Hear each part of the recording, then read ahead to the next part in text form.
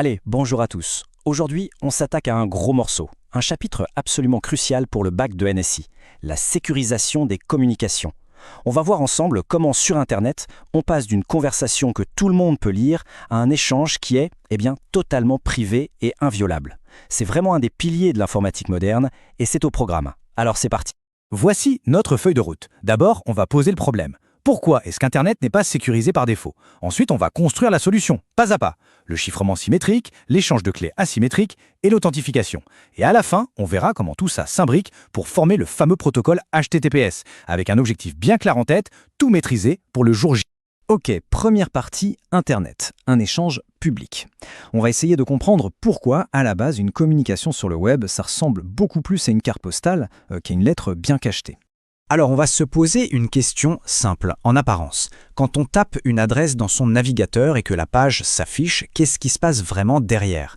Ce truc qui nous paraît instantané, c'est en fait toute une conversation qui passe par plein d'intermédiaires. Et voilà cette conversation décomposée en 5 étapes.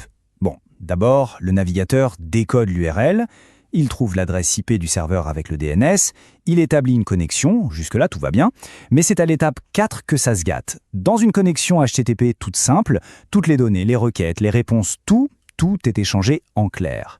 Et donc, étape 5, ça veut dire que n'importe qui sur le trajet peut lire le contenu. Pas terrible, hein, surtout si on envoie des infos sensibles, comme des coordonnées bancaires.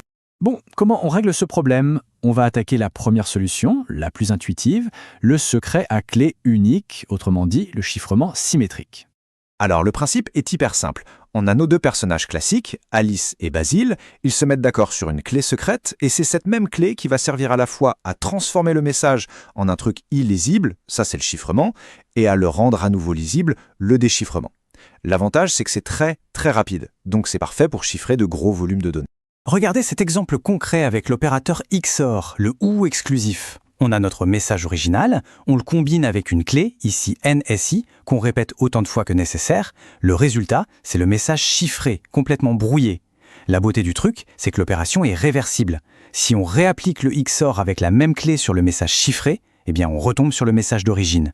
C'est simple, c'est élégant, mais il y a une grosse faiblesse. Et voilà, on y est. C'est le problème fondamental. Si Alice et Basile communiquent sur ce fameux canal public qui n'est pas sécurisé, comment ils font pour s'échanger cette clé secrète sans que quelqu'un, disant Eve, notre espionne, ne l'intercepte? Parce que si Eve chope la clé, c'est fini. Elle peut tout déchiffrer. On est revenu à la case départ. Alors pour résoudre ce vrai casse-tête, il faut une approche complètement différente. Et c'est là qu'intervient la magie des maths avec le chiffrement asymétrique. Imaginez une seconde. Est-ce qu'il serait possible de créer une clé secrète, commune, partagée, en ne s'échangeant que des informations publiques, sous les yeux de tout le monde? Ça a l'air complètement impossible, contre-intuitif, et pourtant, c'est exactement le principe du protocole d'échange de clés de Diffie-Hellman. Cette analogie des pots de peinture, elle est géniale pour comprendre. On va la décortiquer ensemble, tranquillement. Étape 1. Alice et Basile se mettent d'accord sur une couleur de base commune, publique, disons le jaune. Tout le monde la voit. Étape 2. Chacun de son côté choisit une couleur secrète. Personne d'autre ne la connaît. Du bleu pour Alice, du rouge pour Basile. Chacun mélange alors sa couleur secrète avec la couleur publique jaune. Étape 3. Ils s'échangent, publiquement, leur mélange. Alice envoie son vert, Basile son orange. Et maintenant, le coup de génie. Étape 4. Alice prend le mélange qu'elle a reçu, l'orange, et elle y ajoute sa couleur secrète, le bleu. De son côté, Basile prend le vert qu'il a reçu et il y ajoute sa couleur secrète, le rouge.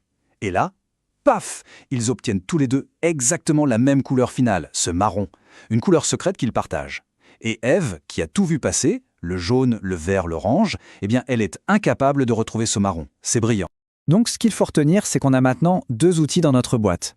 D'un côté, le chiffrement symétrique, super rapide, parfait pour chiffrer les données une fois qu'on a un secret partagé. Et de l'autre, le chiffrement asymétrique, comme RSA, qui est plus lent, mais qui nous a permis de résoudre ce fameux problème de l'échange de clés. Lui fonctionne avec une paire de clés.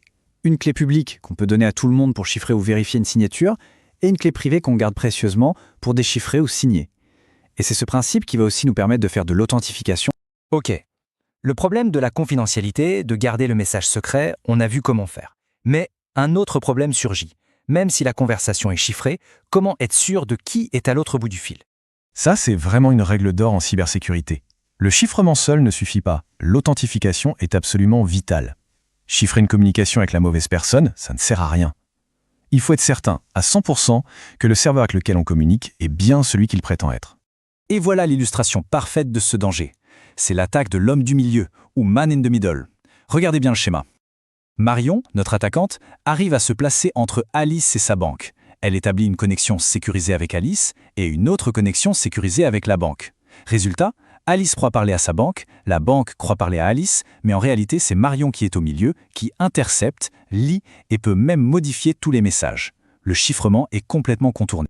Bon, on arrive maintenant au moment où on assemble toutes les pièces du puzzle. Comment on combine tout ça pour créer ce fameux petit cadenas vert qu'on voit dans nos navigateurs?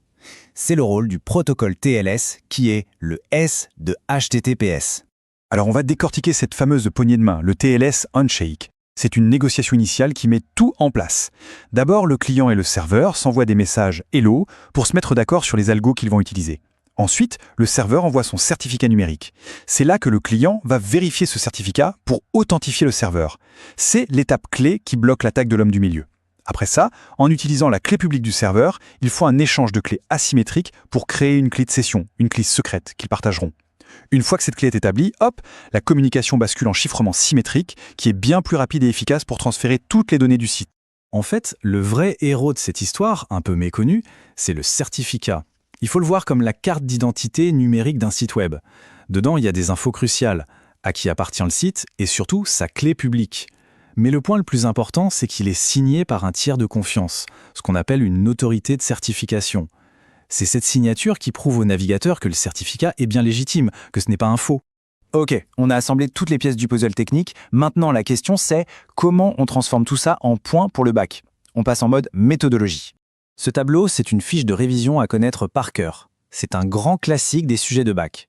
Il faut être capable d'expliquer instantanément les différences entre symétrique et asymétrique, le nombre de clés, la vitesse et l'usage principal.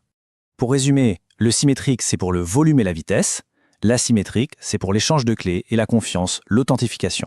Et voilà, la checklist de ce qu'il est indispensable de maîtriser pour le bac. Ce n'est pas juste savoir définir les termes, c'est aussi savoir expliquer et même schématiser les processus. Diffie-Hellman, l'attaque man in the middle, le handshake TLS. Chaque point sur cette liste peut faire l'objet d'une question, donc il faut être au point sur chacun d'entre eux. Et pour que ce soit bien concret, voici une question type bac tirée d'un exercice. Décrire le déroulé de l'étape 4 de la poignée de main TLS. Là, l'examinateur attend une réponse précise. Il s'attend à ce qu'on explique que le client et le serveur utilisent le chiffrement asymétrique pour se mettre d'accord sur une clé de session et que cette clé de session sera ensuite utilisée pour le chiffrement symétrique du reste de la communication. C'est technique, c'est rigoureux et c'est exactement ce qu'on vient de voir. Voilà, on a fait le tour complet, de la simple carte postale qu'on peut lire sur le réseau au véritable coffre-fort numérique.